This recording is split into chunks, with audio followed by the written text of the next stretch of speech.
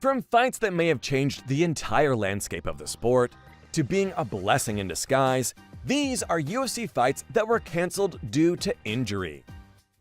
Dana White's Ultimate Fighting Championship put the world of mixed martial arts on the mainstream map, and over the years has given fans some of the greatest fights of all time, cementing their spot as the top attraction in the world of combat sports. In 2022, the promotion was flying higher than ever before, selling out 21 consecutive events and taking in over $5 billion in revenue. In the early days, fighters like Royce Gracie, Frank Shamrock, and Chuck the Iceman Liddell helped put Dana's promotion on the map. Since then, we've seen the emergence of megastars that have become full-blown celebrities, even outside the world of MMA.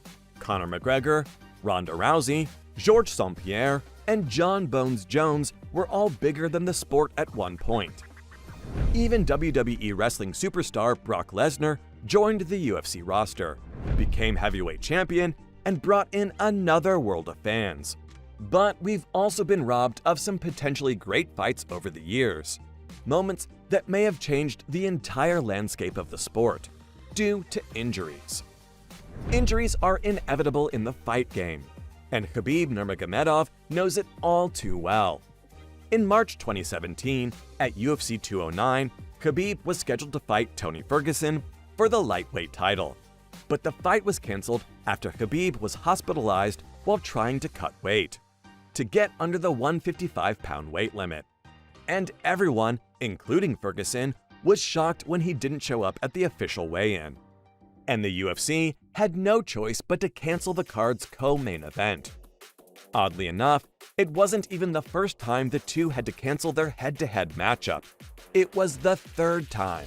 2 years earlier, Khabib and Ferguson were set to battle, matched up at the Ultimate Fighter Season 22 finale card, until Nurmagomedov was forced to pull out with a rib injury he suffered in training, and Ferguson was left to fight Edson Barboza instead, winning a rare double bonus for Performance of the Night and Fight of the Night, setting up another opportunity for a clash between the two with even more hype in 2016.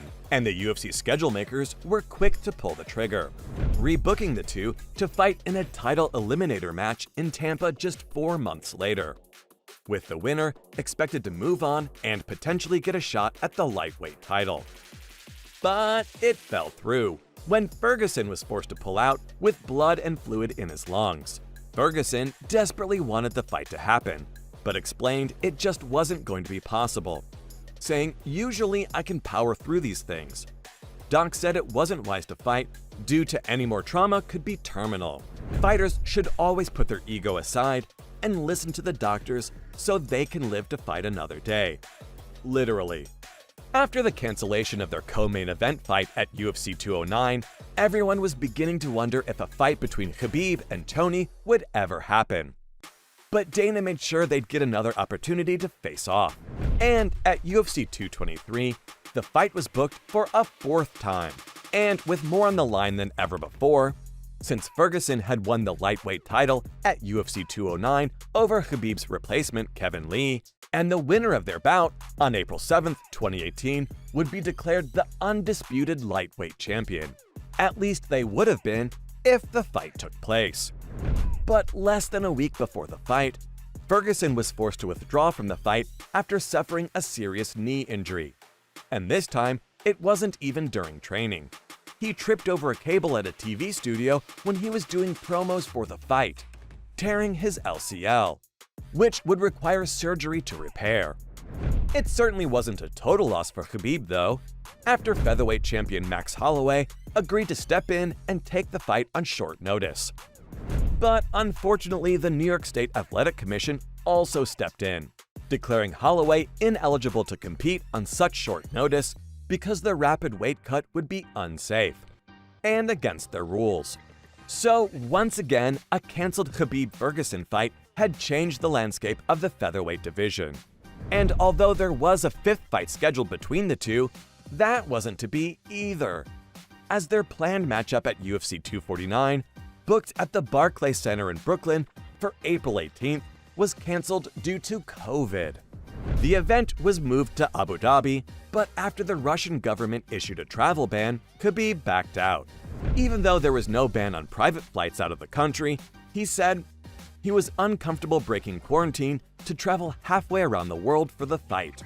And for the fifth time in less than 5 years, the fight was cancelled, ending the Khabib-Ferguson saga for good, and turning our focus to one of the biggest, if not the biggest, UFC superstar of all time, Conor McGregor, who has had his share of fights cancelled due to injuries, like his title fight against then-champion Jose Aldo at UFC 189.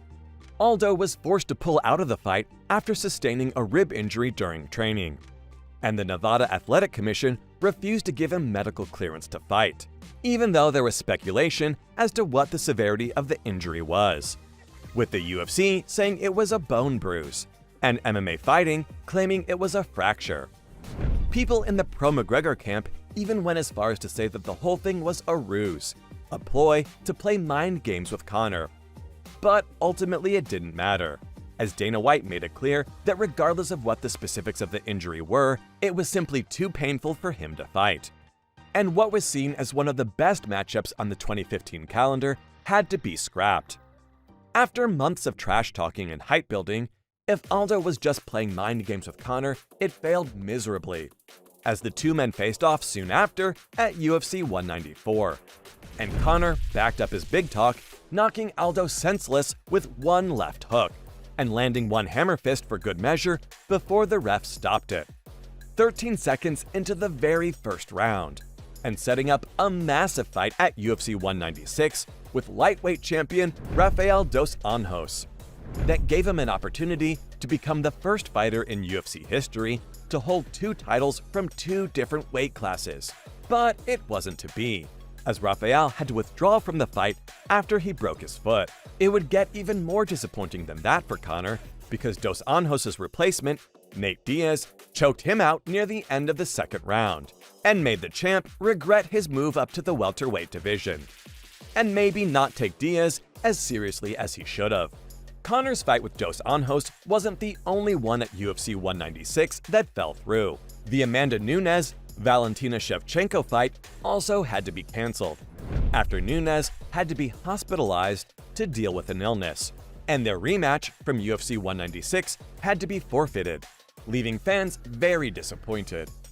Shevchenko was supposed to get a chance to avenge her loss to Nunes, and to take Amanda's bantamweight title from her in a highly anticipated fight, one that was supposed to introduce a new era in the UFC women's bantamweight division, because it was the first title fight that wouldn't have featured a star such as Ronda Rousey, Miesha Tate, or Holly Holm, who Valentina had defeated a few months earlier. Now, heading into UFC 289 on June 10th, Amanda is on the other side of that equation. She's ready to go, but her scheduled opponent, Juliana Pena, has withdrawn, and Nunes will fight Irene Aldana in the main event for the women's bantamweight title. Anytime Nunes steps into the octagon, we expect excitement and always get it. But it doesn't have the same build-up or marketability as a third matchup with Pena would, so it's disappointing, though maybe not for Nunes. And if Aldana beats Nunes and Pena gets to face her for the title instead, it might be a blessing in disguise. So, from being a blessing in disguise to fights that may have changed the entire landscape of the sport, those were UFC fights that were cancelled due to injury.